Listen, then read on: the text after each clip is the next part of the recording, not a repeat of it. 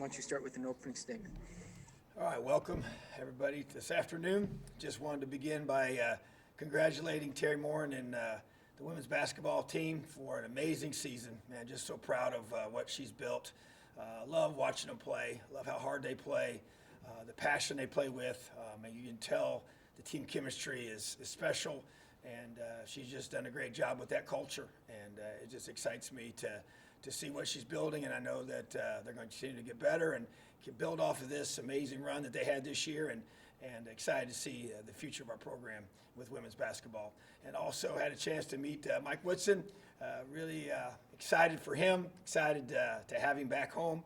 And that's what I said to him when we met, just really know that he, Indianapolis guy that came here, played here, loves this place, understands the culture of Indiana and our program and expectations and all that. So just so excited to have him here with us. And also excited about our pro day coming up. Got a bunch of special guys that have come to Indiana, believed in the vision that we were building here, and helped create the breakthrough that we experienced these last couple of seasons. So looking forward to those guys having a chance to compete at a very high level and be able to be seen by the NFL representatives that are going to be here on campus on Friday. So just excited about the progress we're making with our football team throughout spring football.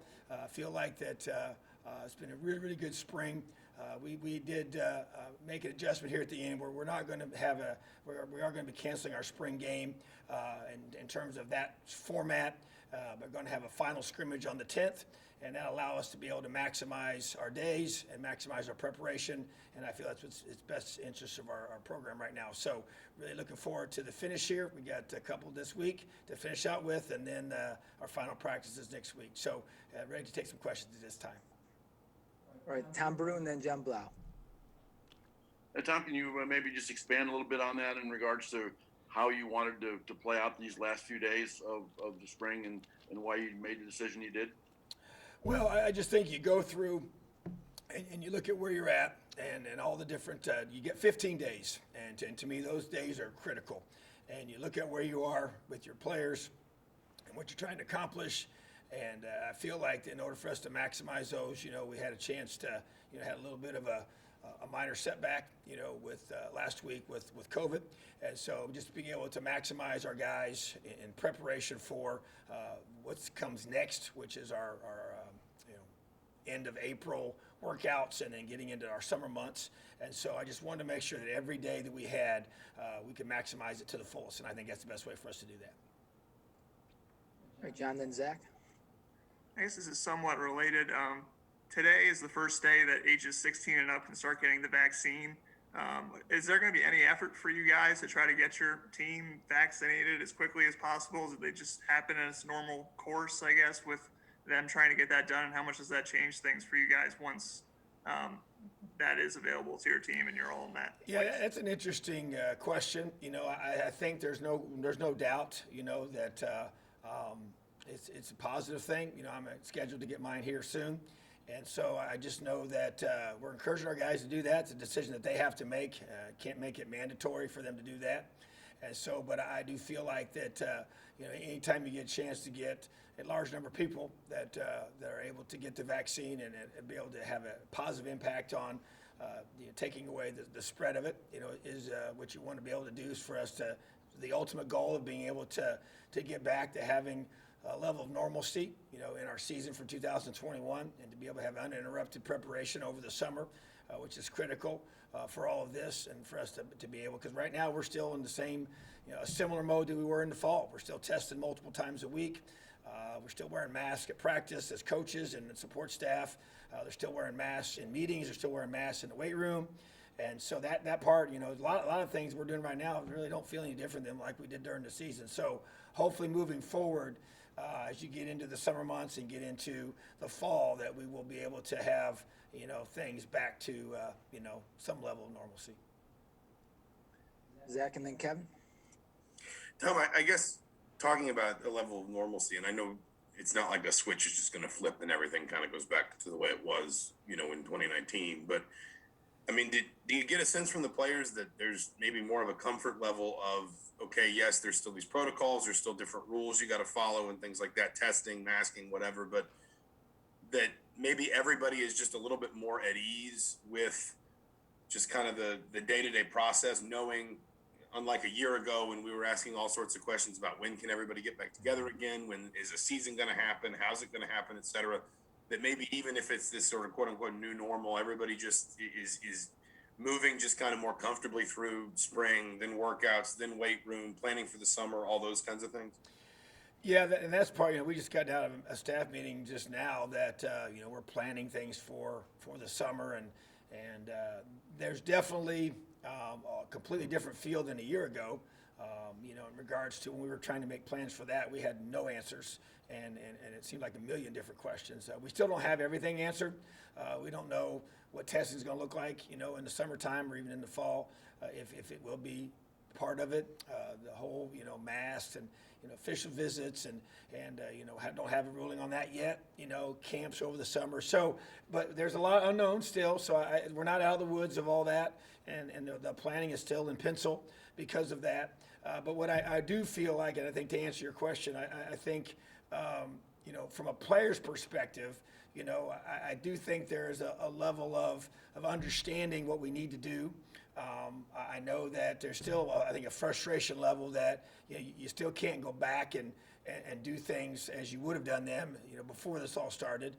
We're still restricted on how many guys can be in a gathering together. I think it's 15 here. I know it is. It's 15 for the locality here in Bloomington. And so, getting together with your teammates off campus is probably the biggest challenge of being back to normal at this point. That we can't do that yet. But as far as what we do together, other than having a mask on in the buildings, I feel like that we kind of know, hey, this is when we're going to be coming back, and this is what we're going to be doing in these months of the summer. And so, yeah, I think you can, and you feel pretty confident that that's going to be the case. I don't think we felt very confident of that before, when we were trying to get our guys back over the summer. So I do hope and feel that the routines we've gotten in have been good. We just don't know what the policies are going to look like, and I just being transparent. I don't know the answers to that right now. So, but I do feel good about the direction we're going. I feel good about, the prognosis of a fall that has fans in the stands. That's not my final decision. That's not, anything that's been 100% decided yet, but that is the hope. And I think it's fair to say the expectation to be able to have that. And I do think the vaccine plays a big role in that. It appears to be the case as you talk to our administration and even just other health officials and people that work in the health area. So I just think we're trying to get to that point. I think everybody wants it to be, click your fingers and everything's back. That's not going to be like that. I think we all know that. But I do feel like we're trying to get some level of with our guys to say, this is what we're going to do, this is what's next, and you can plan it, you can write it on a calendar and feel pretty good about that's what's going to happen. All right, Kevin, then Matt. Yeah, Coach. Obviously because of the canceled practice, we haven't talked in a little while. What's caught your eye in terms of maybe a specific position group or a player or something maybe that surprised you over the last couple of weeks? Yeah, I think that I was really encouraged by yesterday's practice. Although we had a really good scrimmage on Saturday. I thought that was really positive. I felt like that a lot of good physical reps, and because of that, we came back yesterday and did not have pads on, and thought we really responded the right way. And it's interesting. You kind of go through and you kind of forget some things, and I think this is something. It's probably good to note because it does. I think you sometimes lose sight of this. I'm talking to Taiwan Mullen, and he was mentioning to our head strength coach that this is the first spring he's ever participated in outside of the 4 practices we had a year ago. And he's going to be a junior, in our program. So you sometimes forget. I mean, when you lost a whole year of spring practices and the way that the COVID situation has impacted us, for a guy like that who did not come mid-year, and his first season here was the fall, of 2019 when he played as a true freshman, and then the 2020 season was obviously the COVID year. So now he's in year 3, and so a guy like that hasn't been a part of of what this looks like. So just going through this long, and we had no, in the past, we've always had 4 practices, and then we took spring break, and then we'd finish up with the last 11. And so, but there's been no break. And so it's been constant. So there's just a lot of things that, and then you come out the season the way that it was. And so you're trying to manage all that and trying to do a really good job of helping your guys grow and develop but also take care of them physically. So that kind of goes into the kind of the thought process of what we're trying to make some changes here at the end. And I just want to be really wise and really pay attention to our players and because I really trust them. I feel like we got a culture that the guys, man, they believe in us. And they'll do whatever we ask them to do. But I want to be a good listener. I want to listen to their bodies and listen to where they're at and just where they're at mentally. And like I said, they responded so well yesterday to us, going with a different direction with that practice and was so productive and such good focus and energy. And sometimes if it's a less mature group, when you're going out there and you take the pads off and they're not near as focused and you just feel like it's kind of I didn't get done what I wanted to get done. But man, I felt like, man, when that practice was over, I knew right away it was really, really good. And the film showed it too, so it was very competitive, but yet they understood, what we're trying to get accomplished. So I just think that all that being said, when you think about where we're at and the practices and we want to continue to see guys step up and, to name some names, man, I just think when I think about on offense, I think A.J. Barner continues to grow and develop. Really excited about what he's developing into as a player. I think offensively, I think Tim Weaver as an offensive lineman has really grown and developed and excited about his growth, on the offensive line. And I think Randy Holt, same thing, just every time we practice, just keeps getting better and better. Those are guys that we need to step up and elevate, and that to me, and DJ Matthews continues to show that he's a guy that I know he's not a freshman, he's not new to all this, but in a new system and learning things, he's able to make plays for us, and do a really good job. And we got the typical guys that you expect to be, being solid for us and doing what they're supposed to be doing, and then defensively, I just think that there's a group of guys there that continue to get better all the time. Bryson Bonds is a guy that, came in as a freshman and did really well initially and then just kind of as you kind of got figure it all out as you go through a season, and get thrust into things. And just think he's continued to get better and better and made some plays and finished out the scrimmage in a strong way. And just that to me is a positive thing, and I know that on the defensive line, we got guys here, Ryder's coming in new and learning a new system for himself and continues to be a great leader and making plays and doing things that need to be done up front, and I think that, guys like a C.J. Person, and Demarjay Lewis at the position where we're trying to find some and create depth there on the defensive line on our interior. It's critical those guys continue to grow and develop and do good things. I think Chris Keys is a guy that's young but athletic and has a chance to keep being better. I like the progress that he's making, and then you got Raheem Lane, who is he was out the whole last year and boy, just a great level of leadership and he's still trying to get back into the flow of things. But as Coach Charlton continues to himself learn our system and be able to go through and put his personality on things. So bottom line is that it's a collectively strong group that we're excited about both sides of the ball. I think on special teams, think about James Evans, the guy that came in here brand new, hadn't played football ever before, and but just his leg strength is very obvious. But he just needs reps of playing, guys coming at him and protection and trusting the pocket, and whether it's an interior pocket or exterior pocket, or however we move it around like we do with our Crimson Watch, which is our punt team. So all those different things are just kind of being able to be developed throughout spring, and that's what you missed a year ago. When we lost all those days, So now we're in the home stretch and got a few more practices to go, but it's critical that we continue to maximize our installation and our goals that we've set forward in the beginning about allowing this program to just continue to get better, to improve fundamentally in our technique, create depth, and then just make the adjustments we're trying to make schematically. So we're excited about where we are. We just got to just stay the course and keep building. Matt, then Sammy. Hey, Coach, how you doing? I'm good, Matt. How are you, buddy? I'm okay. You mentioned the scrimmage. Obviously, you guys, didn't practice Thursday. I guess, how anxious were you and the coaches to see how the players would come back on Saturday in the scrimmage, and how much does it please you that these guys? It sounds like they didn't miss a beat. They came back. I'm sure there was mistakes, but the intensity was there. Everything you were looking for was there after being off for about 5 days. Yeah, it was encouraging, but I think it once again kind of just speaks to where we're at, with our team and the leadership we have on our team.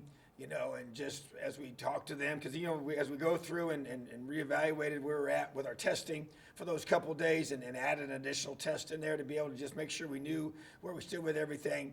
And as we waited on that information to come back, the guys had to kind of, hey, we stay locked in, stay focused on what we're trying to do in our meetings and the different things that we tried to do to be able to get them ready if we did, because we didn't know, if we were going to have that practice or not. So that, to me, for them to come back, and we went in full pads in the stadium scrimmaging, and beautiful day, weather-wise. And so it was just really, really, I keep using the word, it's encouraging, but it just kind of confirms, what I believe about this team, that we have a lot of strong leaders that care, and they've been here long enough to know what the expectations are and to be able to get their teammates ready to compete. That was a very just business-like approach to the scrimmage. There's obviously nobody in the stands, as much like we had during the season, I guess, but at the same time, you got to create that own focus and energy and just be able to execute. And we got able to work on situations, and yeah, we made mistakes, but that's part of it. And young guys still getting tons of reps, and a lot of different guys getting opportunities to show and put it on film, where they're at, in their development, So I just thought it was just a really, really positive, scrimmage for us, and like I said, we're going to continue to find a way to maximize every opportunity we have, the last few opportunities here for spring football. Real Sammy, quick then follow-up. Dustin. Oh, go ahead, Matt. Real quick, Go ahead.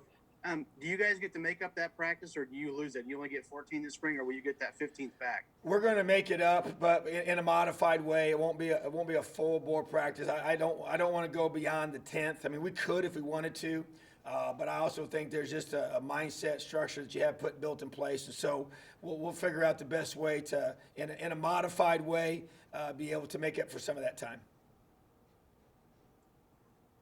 All right, Sammy, then Dustin. Good afternoon, Coach. How are you? I'm doing good, Sammy. How are you? I'm fantastic. I'm down in Florida. It's nice and warm. Coach, I want to go back to the 2019 season. You guys went 8-4, and then 6-2 the next season. And I want to focus on the Maryland game specifically. Was that game and the video your social media team put out started with that game?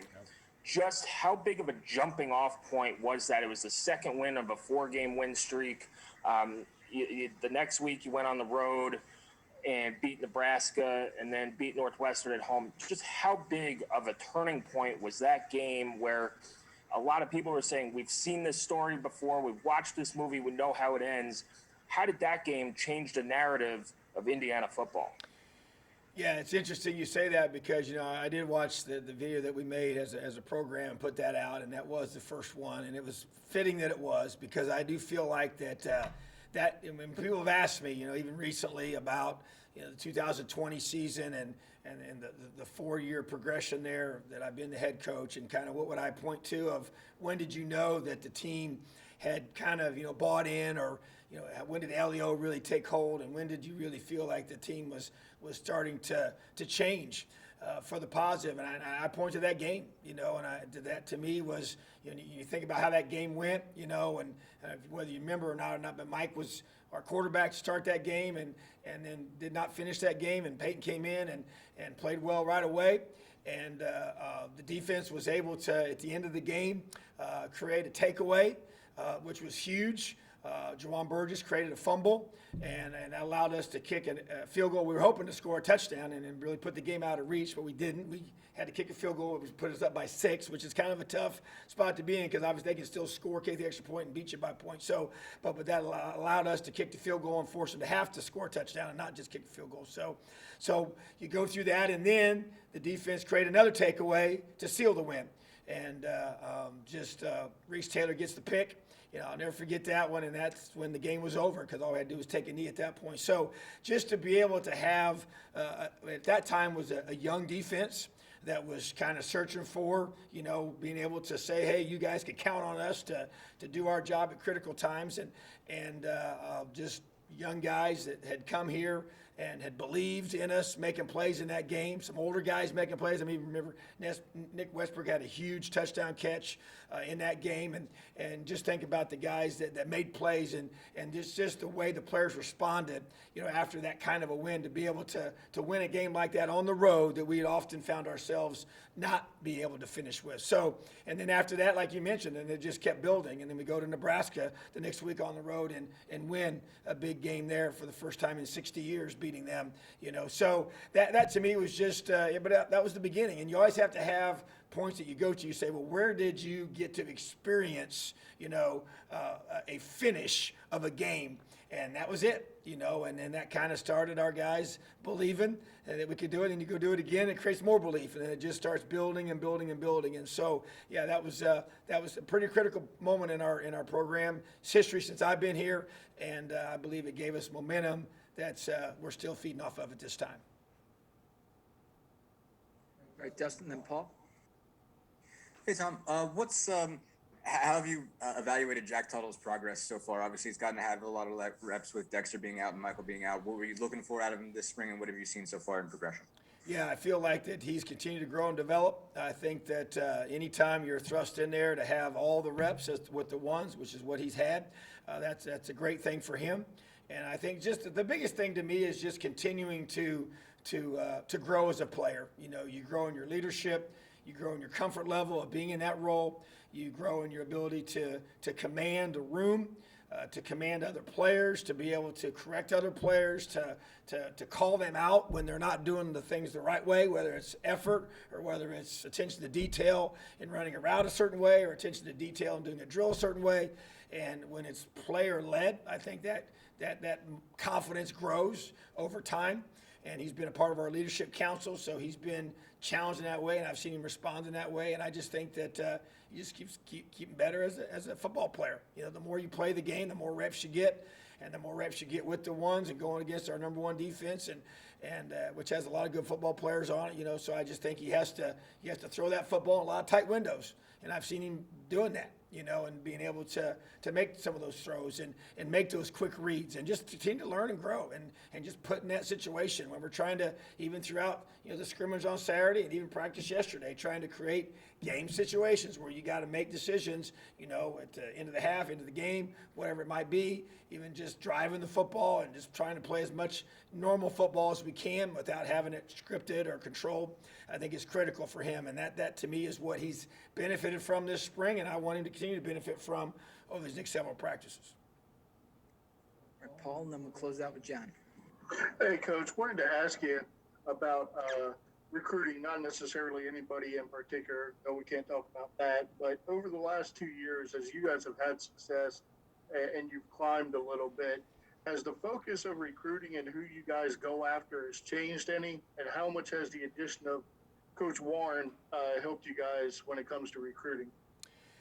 Yeah, I believe that, the focus hasn't changed. You go through and you say, okay, we're still focusing on a certain type of individual that we want to come play here. So the profile that we have for a guy that fits with us, that hasn't changed. But what you're just trying to do is you're trying to improve your roster. Every time you bring a guy here, you want him to be able to be a young man that you feel like, number one, fits with you, but also is a guy that, from a physical perspective, helps improve your team. And so to me, that's where we want to elevate.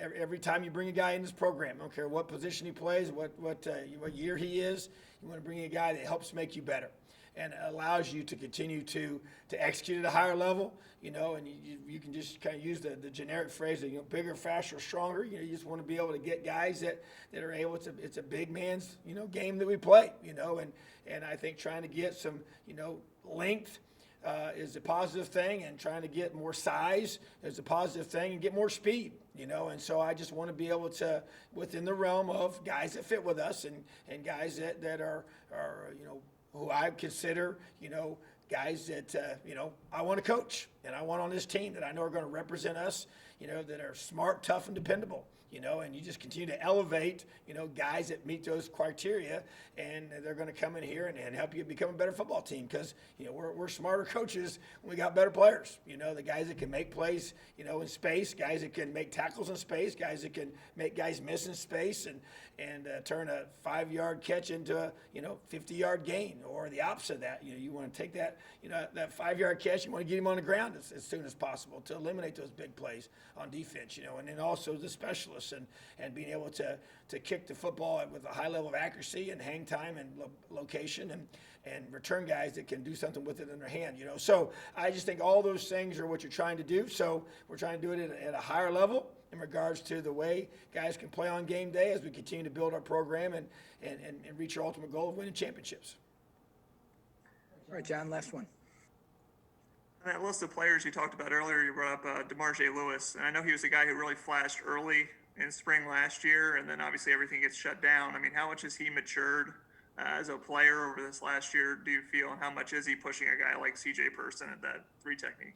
Yeah, I feel like that, the shutdown and the lack of spring reps a year ago really hurt him. He came in here, and I think he needed those practices. He got 4 of them in, but missed 11, and then the way the fall camp unfolded and then just being away and just the lack of structure that created wasn't positive for his development, So I feel like that's why this whole offseason has been big for him. The practices have been big for him. You mentioned his name for a reason, just the technique work and the time with our staff and just being able to grow in that area. So I expect a lot out of him.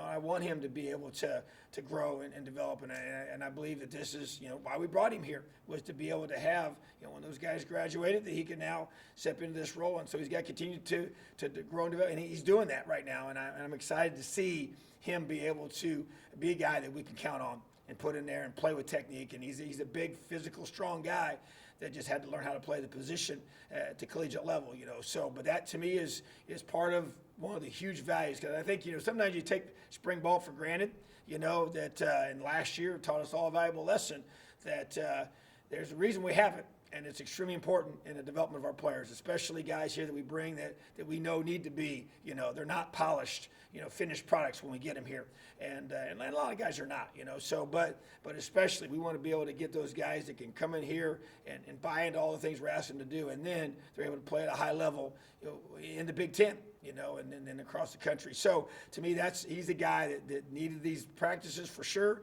and he's going to need every single one we got coming up, and then all the work we're going to put in over the summer of the foundation we've laid fundamentally. Then the players can lead themselves over the summer to help work on these technical things that they can do on their own. All right, thank you, Tom. Awesome. Have a great day, Leo. All right, see you guys tomorrow.